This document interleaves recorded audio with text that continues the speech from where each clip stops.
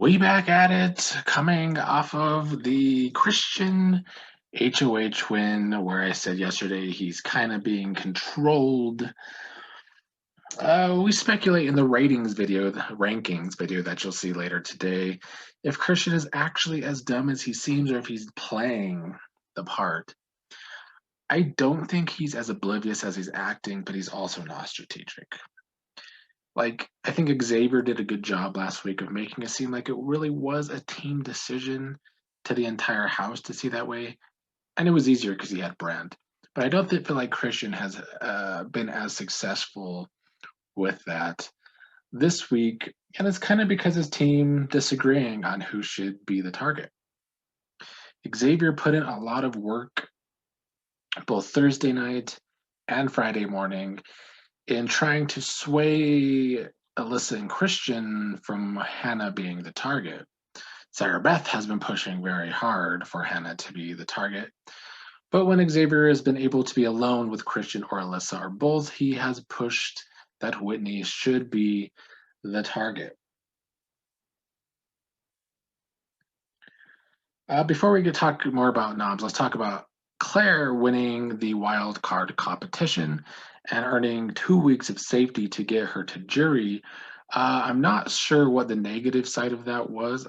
It's been speculated that it could be she can't vote or that she can't participate in the next HOH.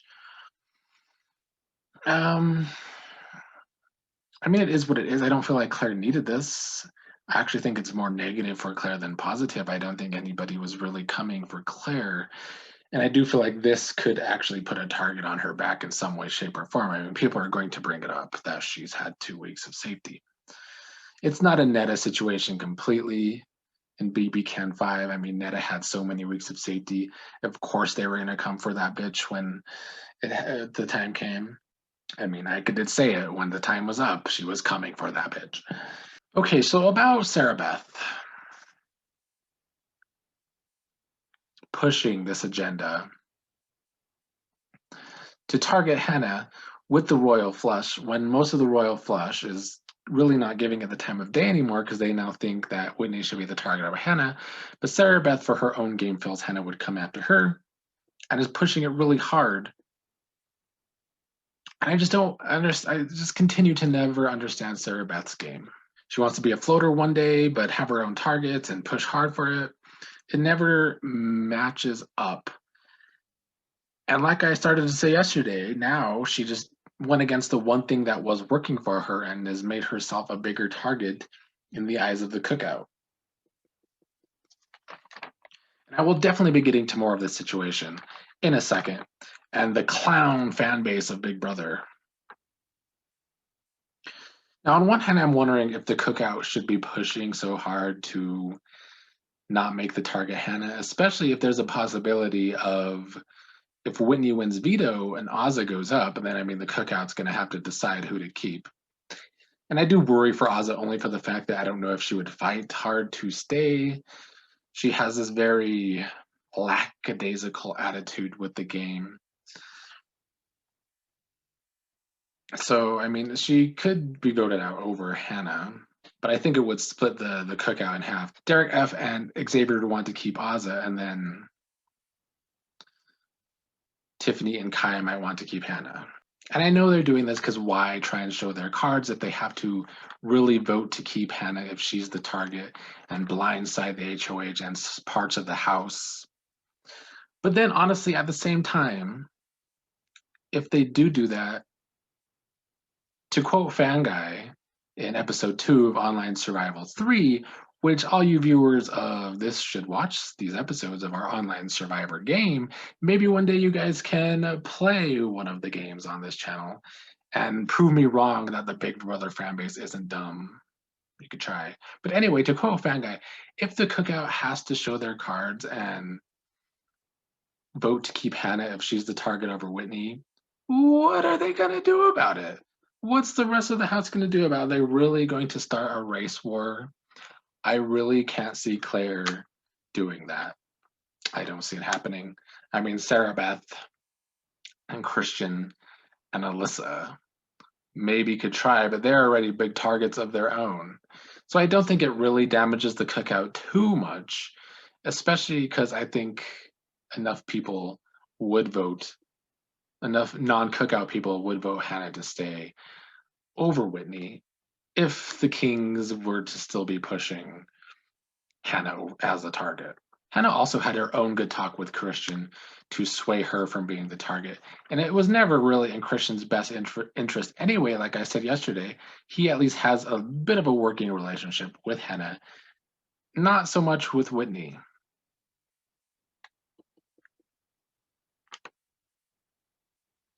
So Christian did end up nominating Hannah and Whitney.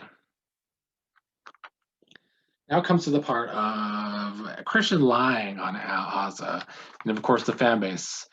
Per usual, like I've been saying this whole time, once Azza does anything, they jump all over her.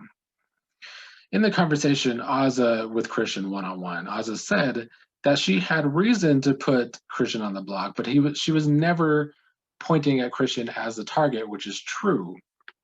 Christian's lying and saying, Azza said she was going to put me on the block and making up shit like he's really a target for Azza, which is never the case. But of course, the fan base is acting like Azza shouldn't have told him anything, and it's like I can't deal with the fan base anymore, or these shitty ass podcasters for Big Brother.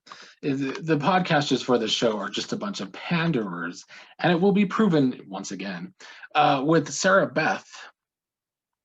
I'm telling you right now, if these podcasters really are trying to say Sarah Beth is playing a great game still, even though she's pushing so hard for a target, and they're going to say, oh my God, she's figuring out the cookout. She ain't. She might be figuring out certain people in the cookout could be working together. I don't think she's figuring out the cookout as a whole. And even if she was, once again, Sarah Beth has no numbers of her own because she's put all her eggs in Kylan's basket. But if Azza was in this spot with Sarah Beth pushing so hard for a target that she doesn't need to be pushing for if she's trying to play a floater game, oh my God, would the pandering podcast be putting Azza down because the fan base is so critical of everything Azza does? When in reality, Sarah Beth is fucking lost in this game. So the clowns on these podcasts can keep trying to push the narrative that she's playing a great game, but the clowns on these podcasts always try to push certain white players as being greater players than they actually are. In no way, in no universe is Sarah playing a better game than Xavier right now. I don't even think they're on par. Sarah is way below Xavier as a player in this game right now.